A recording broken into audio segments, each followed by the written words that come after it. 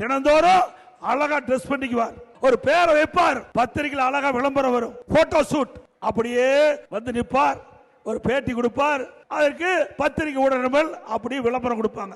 அதோட அன்றைய தினம் முடிஞ்சு போச்சு.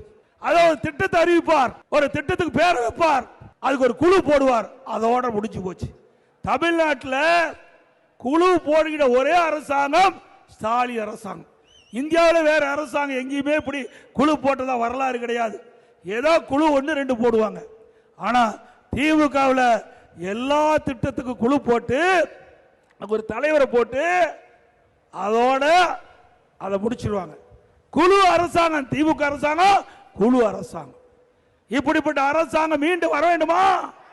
அது மட்டும் இல்ல, நம்முடைய பள்ளியிலே படிக்கின்ற மாணவர்கள் மன உளைச்சல் இருந்தாங்க, ஆல் பாஸ் போட்டு கொடுத்த எல்லாத்துக்கும் ஆல் பாஸ். கல்லூரியிலே படிக்கின்ற மாணவர்கள் ஆன்லைன்ல வகுப்பு நடத்தினோம், ஓராண்டு வீணா போய்விடும் என்று கவலைப்பட்டுக் கொண்டிருந்தார்கள். அவருடைய கவலை நீக்கின்ற விதமாக ஆன்லைன்ல வகுப்பு நடத்தினோம், ஆன்லைன்லயே தேர்வு நடத்தினோம். அவர்களும் அந்த ஆன்லைன்லயே தேர்வு எழுதி அவர்களும் தேர்ச்சி பெற்றார்கள்.